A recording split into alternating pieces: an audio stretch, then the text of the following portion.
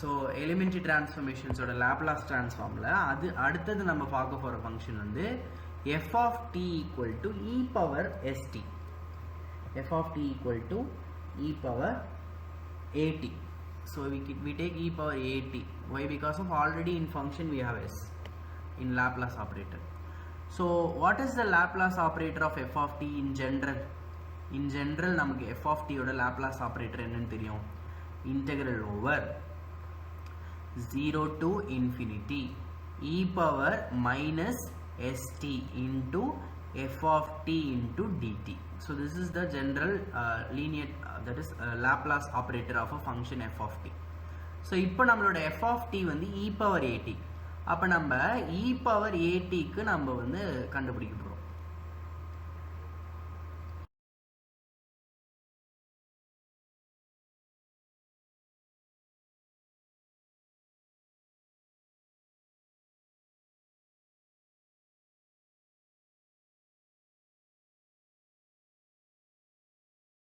நம்ம என்ன பண்ணணும்னா integral over 0 to infinity இந்த e power minus st இந்த f of t க்கு பதிலா e power at போடணும். e power at into dt. So இப்போ தான் நான் ஒரு ரூல் சொன்னேன், a power m into a power n என்ன பண்ணலாம், a power m plus n. அப்போ பாருங்க இந்த ரெண்டு பேஸும் சேமா இருக்கா, அப்போ பவர் என்ன பண்ணிக்கலாம்னா நம்ம ஆட் பண்ணிக்கலாம் டைரக்டா. அப்போ நமக்கு பவரில் எப்படி ஆட் ஆகும் பாருங்களேன், ரொம்ப சிம்பிள் இது வந்து. ஸோ அப்போது இன்டெக்ரல் ஓவர் 0 to infinity பேஸ் சேமாக இருக்குது, பேஸ் வந்து e தான்.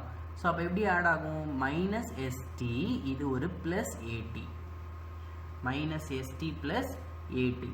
ஸோ இங்கே பார்த்தீங்கன்னா டி வந்து ரெண்டுத்துலேயும் காமனாக இருக்குது. ஸோ நான் என்ன பண்ணுறேன்னா அடுத்த ஸ்டெப்பில் டீயை காமனாக வெளியே எடுத்துடுறேன், அதாவது பவரில் காமனாக வெளியே எடுக்கணும். That is the important thing.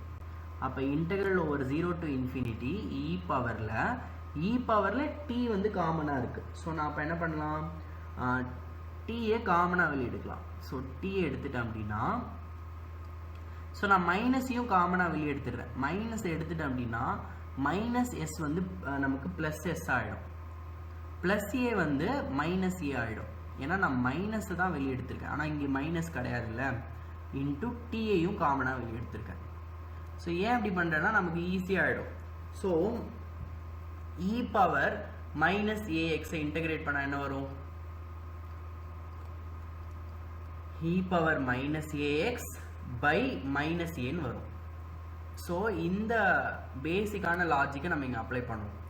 அப்போ என்ன வரும், that is integral over 0 to infinity. So நான் அதை இன்டெகிரேட் பண்ண போகிறேன், அதனால நான் இந்த இன்டெகிரேஷன் சிம்பிள் எடுத்துறேன். ஸோ இன்டெகிரேட் பண்ணிங்கன்னா இதை இன்டெகிரேட் பண்ணிங்கன்னா என்ன இருக்கோ அதே தான் வரும், E power minus s minus a into D. So அப்புறம் என்ன பண்ணணும், இந்த கான்ஸ்டன்ட் டேர்ம், ஆனால் கான்ஸ்டன்ட் டேர்மை ஃபுல்லாக நம்ம கீழே எழுதணும், minus of S minus a. Okay, இங்கே எப்படி நம்ம அந்த கான்ஸ்டன்ட் டேர்ம் மைனஸ் ஏவை டினாமினேட்டரில் எழுதணுமோ, இங்கே நம்மளோட கான்ஸ்டன்ட் டேர்ம் வந்து minus of S minus a. So அப்படியே விடக்கூடாது, நமக்கு இங்கே முக்கியமானது என்னென்னா லிமிட். ஸோ இந்த லிமிட்டை அப்ளை பண்ணணும், இன்டெக்ரல் ஓவர் 0 to infinity, அதனால அந்த லிமிட் அப்ளை பண்ணணும்.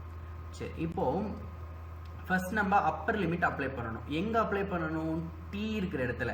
நீங்கள் வித் ரெஸ்பெக்ட் டு என்ன பொறுத்து நீங்கள் இன்டெகிரேட் பண்ணீங்களோ அதில் தான் நீங்கள் அந்த வேல்யூவை சப்ஸ்டியூட் பண்ணணும்.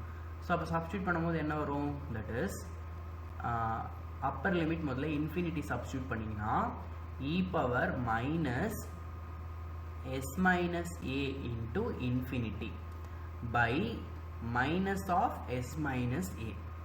ஸோ அப்பர் லிமிட் சப்ஸ்டியூட் பண்ணதுக்கப்புறமா நீங்கள் ஒரு மைனஸை போடணும், மைனஸ் லோவர் லிமிட் டீக்கு பதிலாக சப்ஸ்டியூட் பண்ணுங்கள், e power minus of S minus a into 0 divided by minus of s minus a.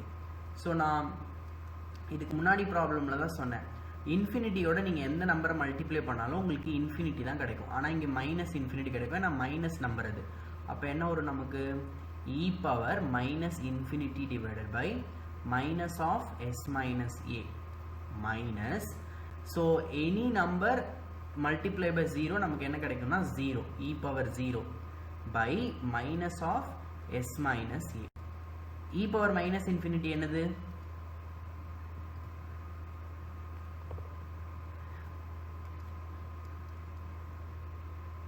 0. நம்ம இப்போ இந்த சம்மில் சொன்னலாம் e power minus infinity வந்து 0. ஓகேவா? ஸோ அப்போ e power minus infinity by 0, 0 by any number that will become 0. e power 0 என்னது?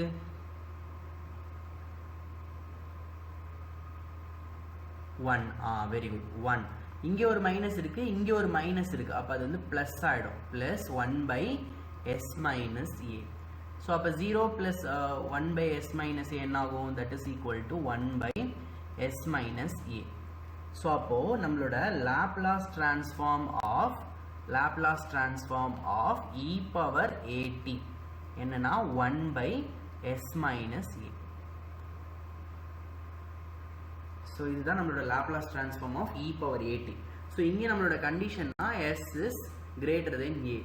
இப்போ s வந்து ஏக்கு ஈக்குவலாக இருந்துச்சு அப்படின்னா என்ன நடக்கும்னா 1 by 0 ஆகிடும். தட் இஸ் அன்டிட்டர்மைன் ஃபார்ம் ஆகிடும். ஸோ அதனால இந்த கண்டிஷன் இங்கே ப்ரெஸ்கிரைப் ஆகும். s is greater than a.